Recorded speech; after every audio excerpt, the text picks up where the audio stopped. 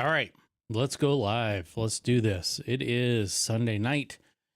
Gosh, it is exactly 6 o'clock local time on Sunday, December 22nd.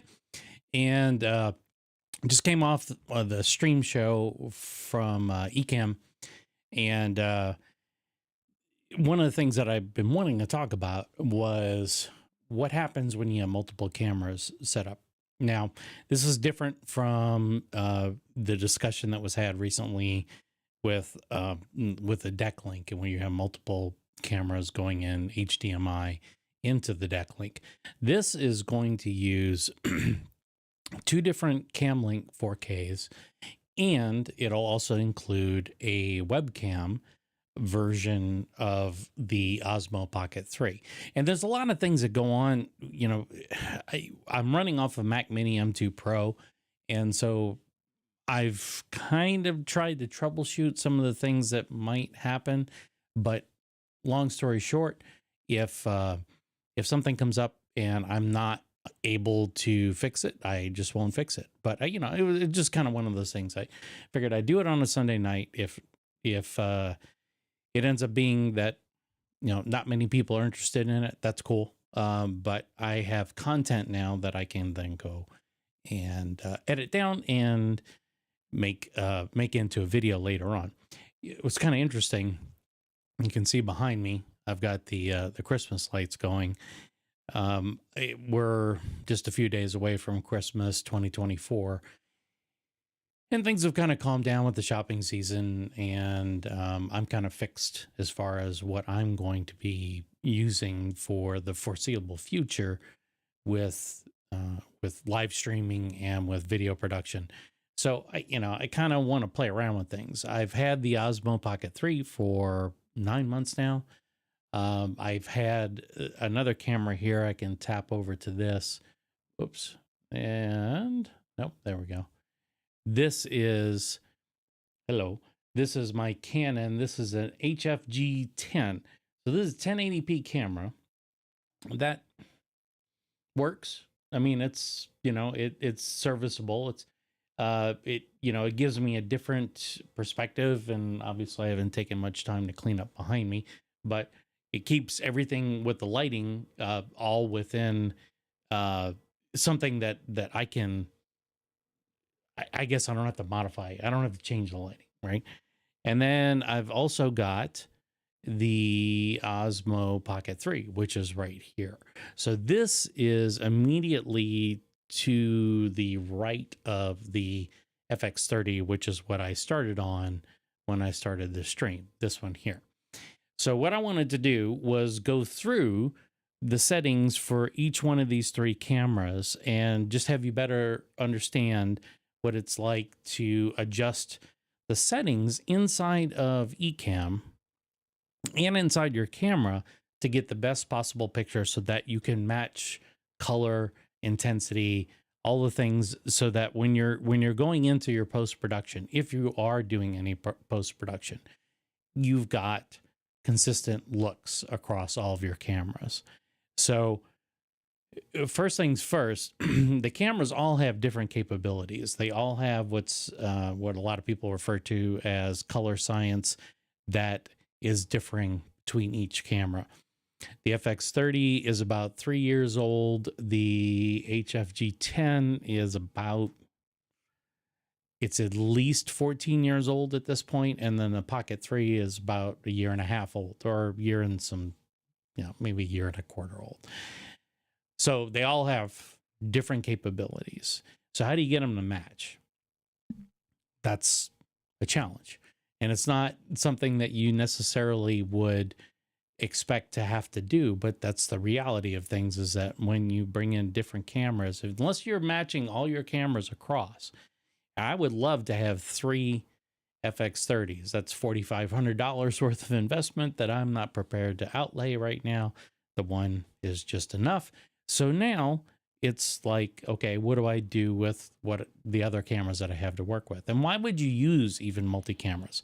Okay, so let's take a look at this. So a lot of times when you're talking just like this to a screen, you the audience, you know, obviously your content is the most important thing, right? That's the thing that you want to make sure you are uh, spot on with. But changing camera angles like to this gives a new perspective, so to speak, and it gives your viewers, you know, it kind of mixes things up a little bit, right? So when you're switching between camera angles, it gives you the ability to keep the people's focus on you in, and it's something that is done frequently. You know, if you look at any kind of, well, just look at your favorite sitcom, they're changing camera angles all the time. It just happens. So if you have multiple cameras, Ecamm allows you to you know, kind of switch between those. Now, what is different from, say, like a hardware switcher, like an A10 Mini or the Rodecaster Video? The difference is that Ecamm is taking all these sources in at once and allowing you to cycle through them. Whereas with the ATEM or the Rodecaster Video, all the sources go into that device and it sends out one output to Ecamm, right? So you would have to have a separate control here to switch between your different video sources, which is fine. I mean, it's just another way of doing things. But with Ecamm, and particularly with the way we've got it set up here, it's like if I wanted to go and switch over to this scene here, right? So I've got this, and I'm going to pop over and look over at Ecamm real quick here, but I've got my digital zoom, so I can, let's see, we'll go over to this camera here, turn on digital zoom, and then I can zoom in and out as I need to. And it's super fast. It's really, really easy to go between these different camera angles and their configurations. Let's say I wanted to have two versions of this camera. I wanted to have something that was zoomed way in on me. I don't know why, but let's say I wanted to do that. I could simply take this particular camera. Let me go into live demo mode real quick here, and you can see.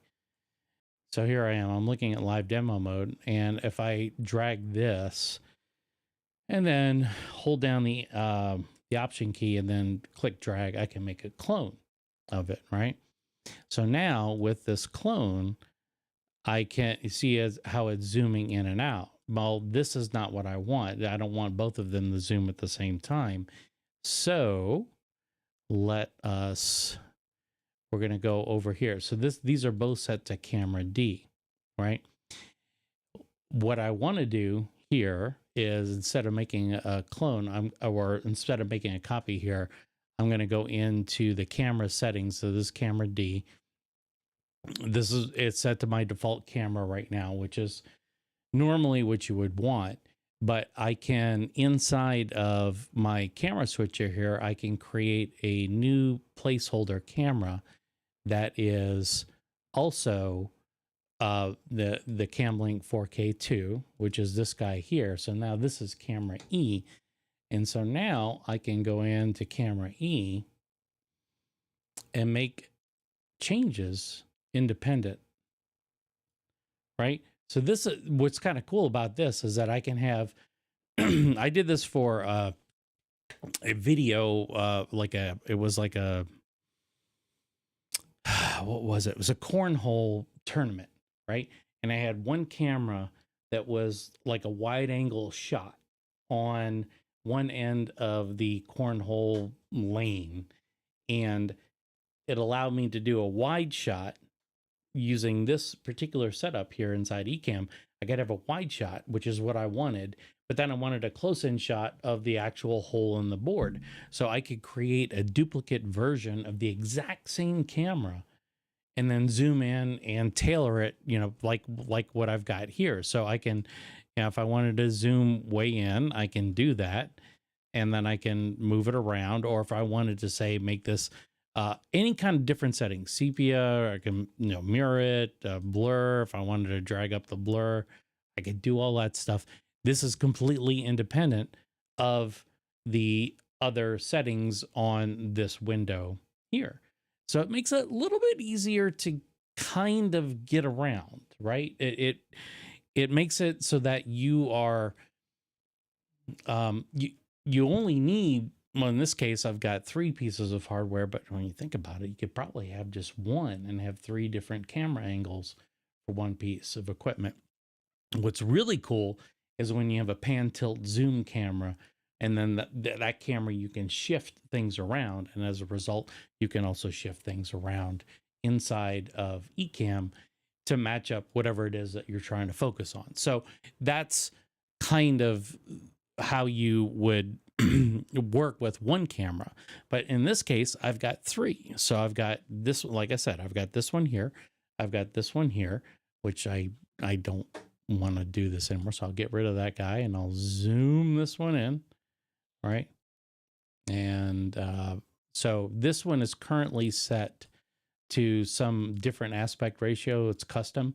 So I'll just set it to wide.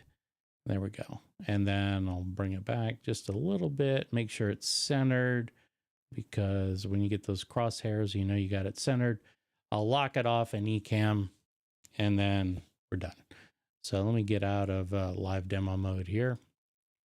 All right, so now we're back to, I gotta focus. I need like little lights over which camera is hot, because I forget sometimes. So anyway, let me go back to this camera. There we go. So I've got these 2 cameras. Now something about the Canon camera is that the color science in that camera is pretty good as it is. I don't have to do a whole lot to it. As a matter of fact, I did set up because it is one of those, like, it's, best way to describe it, it's like a handy cam, right? So, and I turned off my overhead link camera right now for different reasons, but the way to describe it is, it's got a little flip out display, and you look at the display, and you kind of hold the camera. Yeah, it's a typical handycam type thing, right? I know that's trademarked with Sony. But what this allows me to do is, let me go switch over to this camera here. So I've got my little monitor here off to the side. So if it looks like I'm looking off to the side, it's because I am. And right now it's set to f2. The shutter speed is 1/48. And so what I have done is I've matched the white balance between the FX30 and this camera. So they're both at 5300 Kelvin, which is what the FX30 preferred. So I said, okay, well, I'll set the Canon to that. And you can see that between the two, it's pretty close. Now, what's the big difference between these two? Well, you can see back behind me here, it's not sharp as a tack, but it's pretty sharp. Whereas if I go over to this camera, you can see everything behind me is kind of blurred. And that's because the lens that's on the Canon camera is different from the lens that's on the FX30. So when people tell you, oh, my my Pocket 3 decided to go to sleep, so I'll have to turn that back on in a minute. But when you have when you have a situation where the cameras aren't necessarily matching 100%, Ecamm has those capabilities to. So I'm, for instance, I'm looking at the color temperature here. My skin tone's kind of warm. Obviously behind me, I'm trying to make it, warm, Christmassy type thing. So if I were to go over into this camera, you can see that it is, for all intents and purposes, it looks very similar. Now, if I wanted to, for instance, if I wanted to make this a little bit warmer, go back into live demo mode here. You click on the little, looks like a magic wand. This is the camera effects icon here. So let's say I wanted to make this a little bit warmer, because right now it looks, in the preview window, it looks super cool, temperature wise, it looks cool. In Ecamm, it looks better. It looks a little bit warmer. But if I wanted to make some adjustments there, I could just go color temperature, and I could start to drag that. And you can see my skin starts to turn a more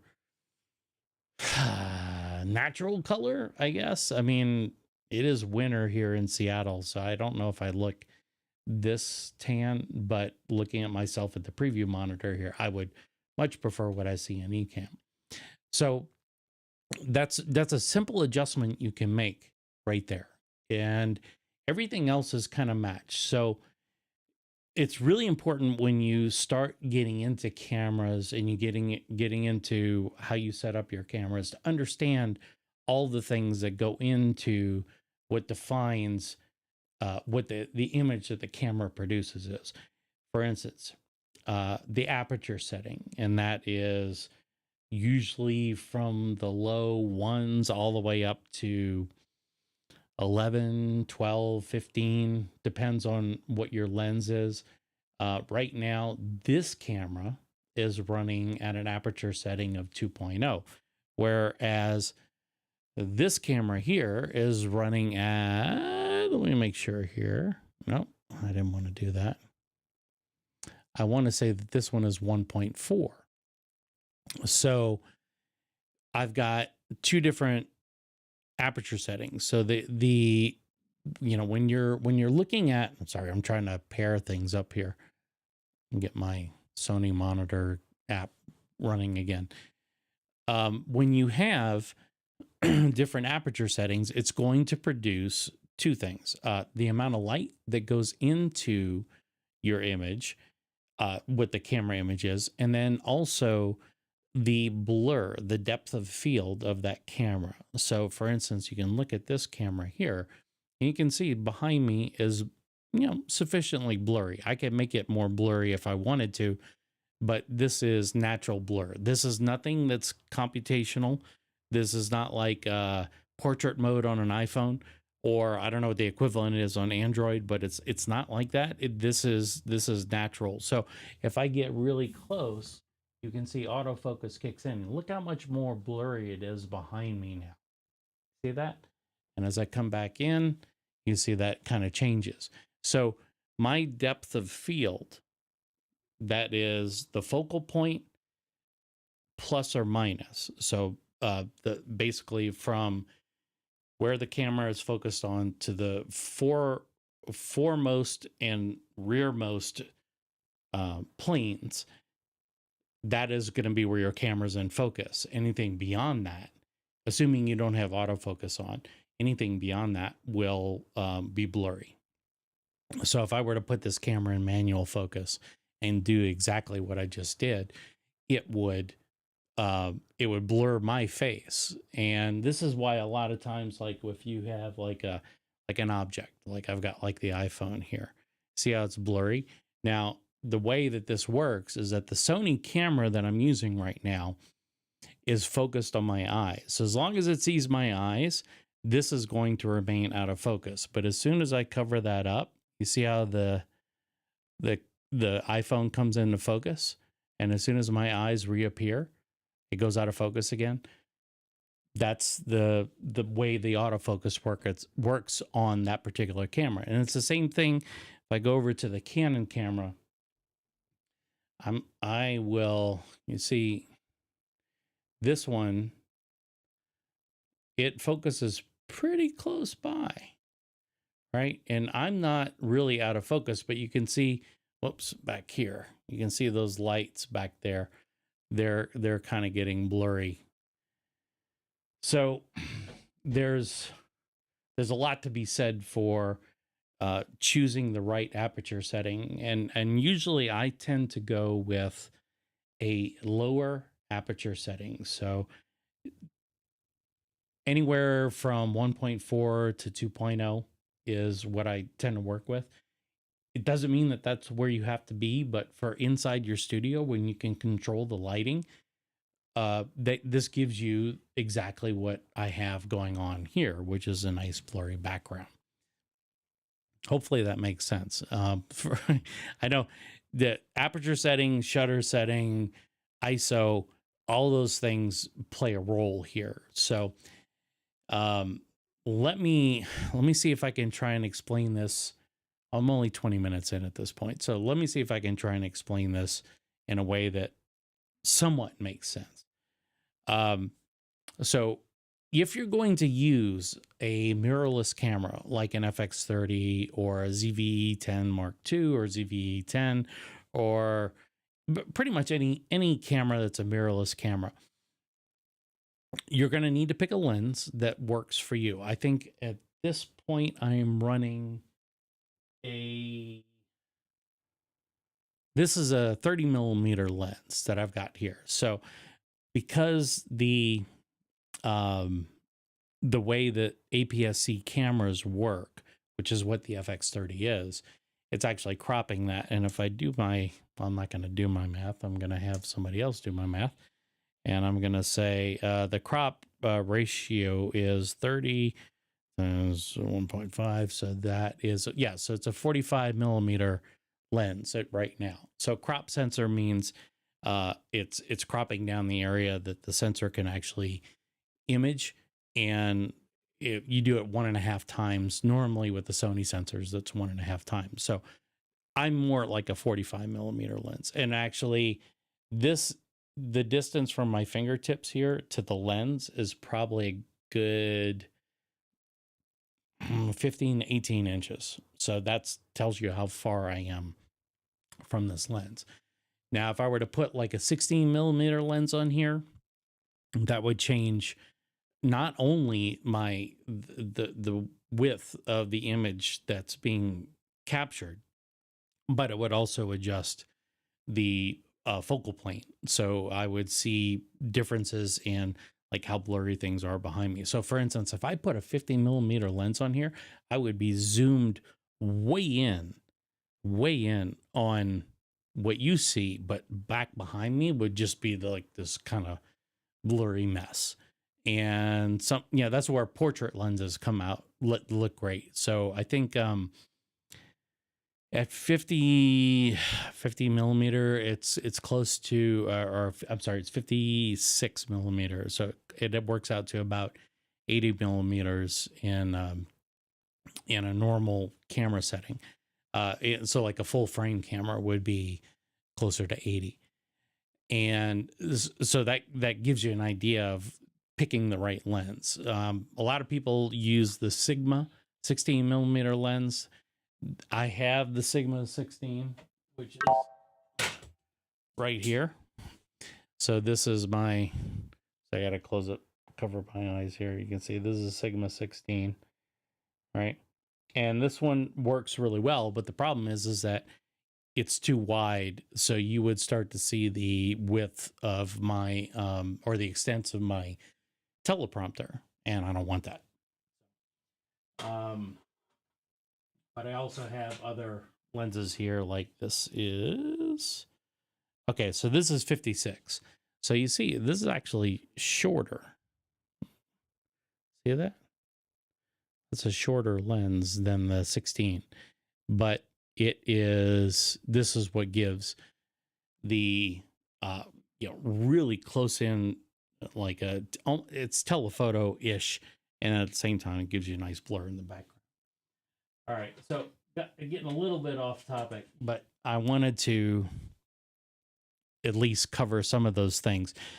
I have been playing around with ISO settings in my FX30. Gosh, it feels like forever, but I would say in earnest, I've been playing around with it quite a bit over the past month or so. And professional cameras usually have, or even semi-professional cameras have what's called a base ISO, and it's usually 2. It's usually, there's a low setting and a high setting. And with the FX30, it is, 800 and I think 3200 is the 2 ISOs. And right now, so I'm running this camera at 800, right? So what I'm looking at you on right now is 800 ISO. And under normal circumstances, 800 you would see lots of artifacting. You would see lots of kind of noise in the darks, and you're not going to see that because the camera's native ISO is at 800. Therefore, it's going to be the cleanest image you can get. So how am I controlling how much light is actually getting through to the lens, and that is an ND filter. So back to and I never thought about doing this inside a studio, but it works. So here's an ND filter. This is there you go. You can see how it's darker. It's like shades for your lens. And this one is actually what they call a variable ND. And so you can see now, see how dark that is? Right? So this is controlling the amount of light that's going into your lens. So even running at 800 ISO, which is one of the native resolutions of the FX, or not resolutions, native ISOs of the FX30, if I put the ND filter on there, it controls the amount of light that's actually getting through. So I get a clean image, plus I get the right amount of light through there. So believe it or not, inside this studio, which is pretty dark, I'm running an ND filter on that lens right now. So there's something to be said for that. Now, let me turn my little guide back on here because I don't know what happened to it. Okay. Did it not like? Is it overheating? Could have overheated. Oh, it's not even charging. Huh. That's interesting. Well,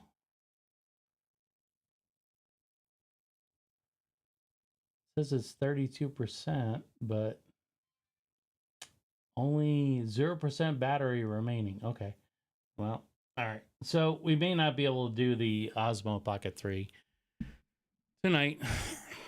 I'm sorry. That kind of blows, but it is what it is. Yeah, I'll just go back to the Canon camera and I'll make some adjustments there. So one of the things that came up in an early discussion with the on the stream show today was LUTs and using LUTs to change the look of your image. Now, what I'm running right now off of this FX30 is just straight camera image. I'm not doing anything fancy, just straight camera image, right? So what if I want to enhance that? Or what if I want to match this Canon camera a little bit more closely to what I'm seeing with the Sony camera?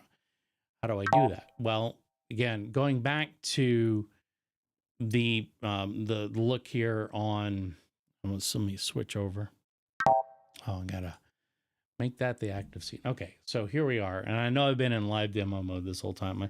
Sometimes I get tripped up by that, but you can see here, it looks pretty decent. Now, all I did with before was I just increased the temperature, right?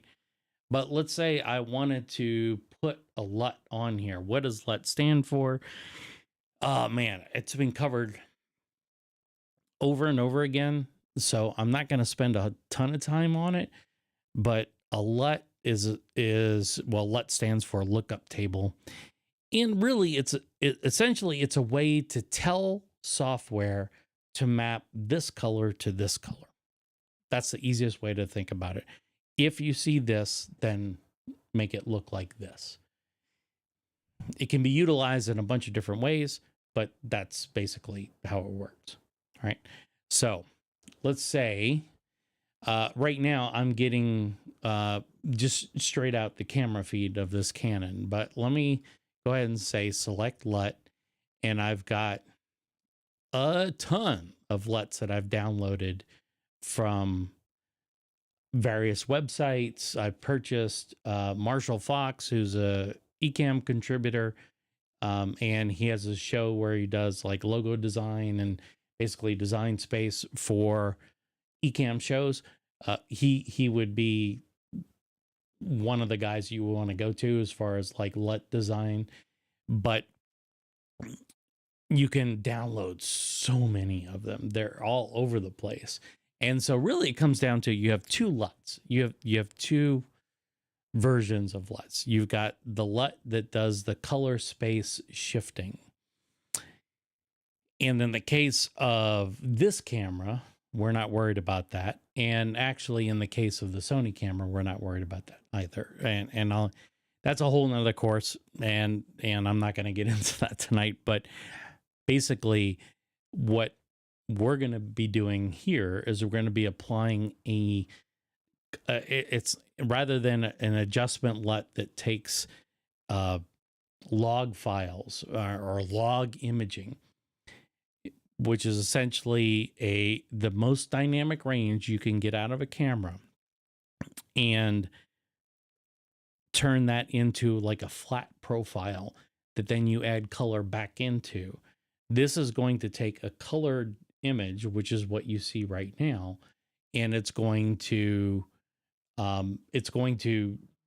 add additional effects on top of that. So there's lots of ways to do this. So for instance, Live LUTs is Marshall stuff. So if I wanted to go like a cozy, I could select this, and you can see now this is what cozy looks like, right? And I can adjust the amount here. And really all that's doing, again, it's just mapping colors to different colors. If I wanted to go, let's see if I got some other additional ones here. Some of these are designed for taking flat color profiles and then turning them into something. But let's see here. Cinebooster. Okay, so here you can see what this does. This adds an intense amount of saturation to my image, right? And again, I can play with this. I can drag it down. So if I'm looking for something that more closely matches, let me, come on. This guy, maybe this is it. Maybe if I, reduce my, tone a little bit, or the temperature a little bit, and then go back and forth. Why is it not doing that? You can see. That's how it looks. So it gives you an idea of giving, really just an essential idea of like it's like adding a filter. If you're familiar with Instagram at all, right? Instagram is all about applying filters. Now, I'm not going to do like stupid effects on my face or something like that, or make myself look more beautiful than I already am. But if I'm looking for things that, are going to enhance the colors that come out of that camera, this is what LUTs are for, right? And I can add LUTs to here. Let me see if I can actually, I probably can do this. Let me see. I'm going to go to the monitor and control app, and it may need some time to have the other app release it. So again, I'm dealing with 5 different monitors right now. So, okay, here we go. So it says cannot connect. I know why. We'll just give it some time. All right, we'll give it some time. I'll go back to the LUTs that we're working with right now.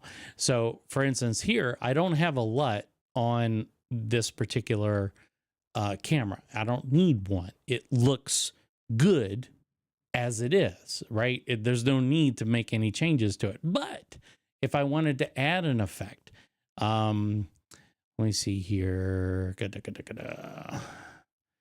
don't. Sony look profiles. Sometimes these are, they're just so whacked that I can't use them. Let's see. I had one that was like a cyan and kind of beige color, but I don't. No. Let's see, base. No. Well, let's see if we do Rover here. Okay, so here's one. I would never use this. It looks like I'm in hell right now, but it's just like dark, and the blacks. Look how black the blacks are. It's just it's kind of nuts. But this is how you modify the look coming out of your camera. So even though the camera sees something totally different, which you know what? Let me see if I can put it on here. Let me see if I can put my iPad mini. There we go. No, there we go. So this is what my iPad sees. This is before the LUT is applied, right? So, and then this is after the LUT. So let me see if I can have the two side by side. There we go. Yeah. So look at the difference. So down below here, let me see if I can, I'll put on my cursor. You see, hopefully you can see this big old honking orange circle here, but you can see the difference. Like this is with a LUT applied. This is prior to the LUT. Look at how deep the reds are in here. Like, and then look at it versus what you see inside of the just the monitor window. This is really, this is what the camera is seeing right now. And you can get, oh my God, you can get way wacky on this stuff. Let's see. No, I don't want to do that. Creative look. Okay, that, oh yeah, see, here's another one. Why would I do this? Okay, this is, again, this is what the camera sees in the lower right-hand corner. That's what the LUT does to the image. But the point is that you can do this. So if you are, and this is at 100%. So let's say I wanted to drag this down and I wanted to have some color in my skin tone, but I didn't want to have like so cool, so blue on my skin that it looked unnatural, it looked unhealthy. I could dial in that percentage amount right here, and that would allow me to control that stuff. So, yeah, that gives you a sense of what the LUTs will do after the fact. The whole point of LUTs is to modify the image after you've captured it, and also to put it in as best of a quality as possible. Meaning, if you're trying to match colors between these, you may go and say, all right, I'm going to have all three cameras be this LUT, and I'm going to apply it at different settings, and then theoretically they should all look the same. But there's so many physical variables that exist between all the different cameras. Like this is a crop sensor. This is, I don't even know. This is probably, well, it says HD video lens. I believe this is a 3 CCD camera. And then the currently dead Pocket Osmo is a 1-inch sensor. They all have different characteristics, and so matching between them actually takes some time. So one of the ways you can do that is, especially in Ecamm, is you can go to like a multiple view here. So I'm going to set this guy to be camera B. Is that right? Camera B? Oh, wait, maybe it's not camera B. No, it's camera D. Okay. So let's set this guy to be camera D. And now you can see the look between the two, right? And you go, okay, is the skin tone a little bit, is it good? Is it crap? Is it, what, because again, what I'm seeing in the monitor versus what you're seeing on YouTube right now or on Facebook right now is completely different, just because of the way the internet works. Everything gets compressed and it gets, dumbed down to the lowest common denominator. So you're not necessarily going to get 100% professional video. You'll get close, but you're not going to get it exactly like you want it. So then, okay, what do you do here? How do you fix it? So, I can look at, for instance, here, this is my left-hand side is a little bit more yellow, warmish, I guess. So if I went to this, and if I wanted to adjust this guy, well, first of all, let me see if I can I adjust the zoom? Yeah, I can adjust the zoom. And so now I could go in and start to play around with that. If I wanted it a little bit more yellow, maybe drag the saturation down a little bit, right? And now I'm starting to get something that's close between the two. So this is how you would adjust it inside of Ecamm, is that you get the cameras as close as you can out of the gate, right? Exactly like what you would expect coming out of the camera. But then if it's not 100% what you want it to be, then you go inside of Ecamm and you make those small tweaks. It's always start with the right image first and then make adjustments after the fact. Hopefully that makes sense. But that's ultimately, you want to take the raw data that's coming out of that camera and make sure that that is going to be the best possible image that comes out of that camera, and then make adjustments to it. And that's how you get the best look. Hopefully that makes sense.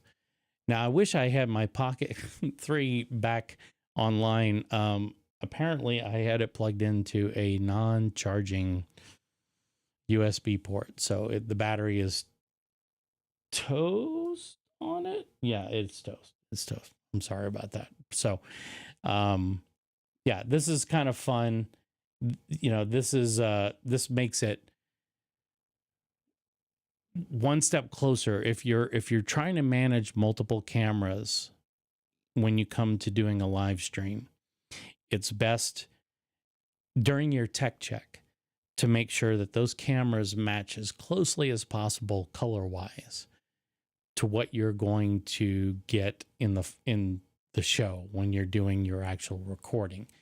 Because you can make adjustments after the fact. You can go into post-production like Final Cut or DaVinci Resolve or even After Effects, and you can make adjustments to the colors, and you can get them as closely as possible. But why would you do that to yourself when, if you can adjust it ahead of time and then there's just little minor tweaks that you got to make later on? Why not do it that way? Seems to make more sense to me. I mean, to each their own. But if you're trying to go live to tape or live to drive, which I think is what they're calling it these days, you want to make as few adjustments as possible. This is why a lot of people don't like editing, because when they edit stuff, it takes time and you have to go through, and it's like you got the technical editing and then you got the timing editing and all those things. And, I get it. I totally get it, because I have to do it, at least a few times a month. And if you're making adjustments ahead of time, there's less stuff that you have to do down the road, right? Also, one other thing with respect to the way your cameras look is the lighting. Now, I can't really I can't show you the way my lighting is set up in here, but suffice to say, I've got a light off here to the right. This is what I call my key light. This is the one that provides the most light. And as you can see, I'm blocking a lot of that light right now. And then I've got this much bigger, what I call a fill light, that is essentially 1.5 times the diffusion size of the key light. So the key light is meant to be bright and provide illumination, whereas the fill light is basically meant to fill in this side of my face. So making sure those are consistent, and that the cameras that are inside of your studio are within that same light structure. I don't know if this makes sense or not, but basically, if you have the lighting in your scene set up a certain way, you want to make sure that that camera captures the best possible light. So, you know, if I go over to this guy here, you can see I've got right in front of me something that feels like the size of the sun right above me that I'm shooting. You know, it's, I mean, we're talking, that's the distance between the light and the camera top right now. And it's massive, but it gives me nice general illumination, right? But this, well, we'll go back here. This scene here, I'm going to get out of live demo mode.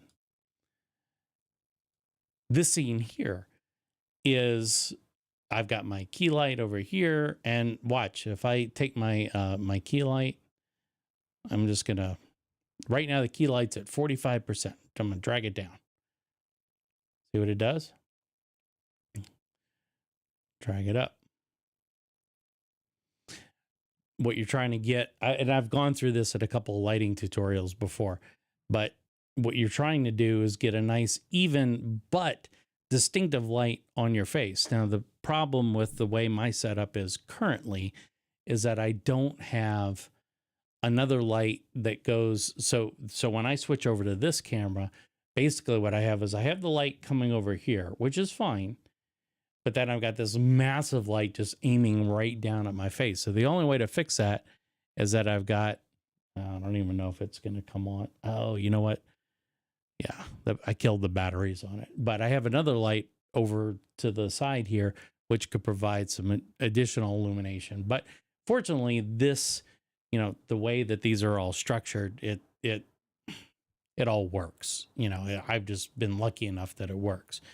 But make sure, and I'm sorry for those of you who clicked in and were expecting an Osmo Pocket 3 tutorial. I'll do that later. I just got to figure out why mine didn't charge, but I'll do that maybe tomorrow. But essentially, that's the only other missing element here, because I think the Osmo Pocket 3 is a really good camera for doing live demos and for doing streaming. However, it has its limitations like any other camera. There's only so much light you can get through that tiny little pinhole, right? Finally, I will take you over to where I get the LUTs from that I use. This is a product from this guy, Joel. Let's see here. Yes. Allow. Sorry. So it's, for some reason, let me see if I can, nope, I can't get it and go into here. Oh, it's cropped. Let me open that up. There we go. So you can see Joel, let's see, Joel Amalaro.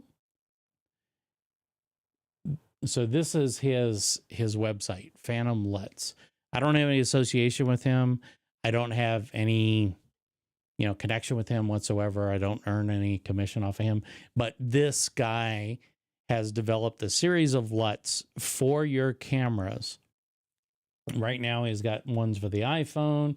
He's got for DJI. He's got for if you have an ARRI camera or Blackmagic, and of course Sony. This guy has these LUTs that will completely change, in a good way, the look of your scenes. So if you're looking for this is going to be the kind of LUT that you would apply first, and then you would then make adjustments after the fact. But this is the guy, I mean, Phantom LUTs, and gosh, they're not very expensive. I want to say right now he's got, to the end of the year, he's got 10% off. But even still, what are the yeah, okay. So an all-in-one bundle is $80 right now, and you can get $8 off.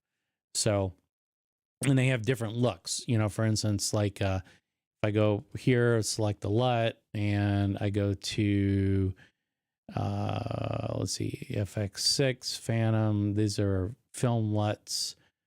And I wanted to add, like, he's got like bleach, right?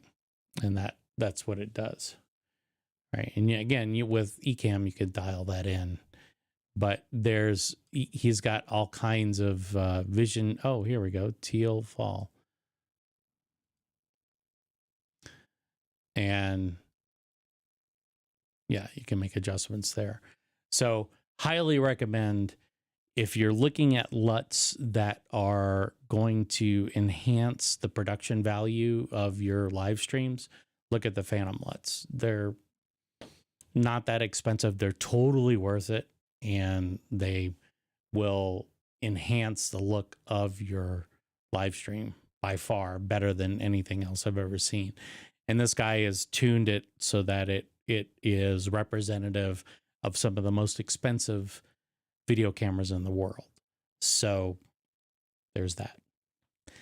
All right, so I'm gonna go ahead and wrap it. Yes, I'm gonna go ahead and wrap it because it's been almost 45 minutes. No, it's been almost an hour.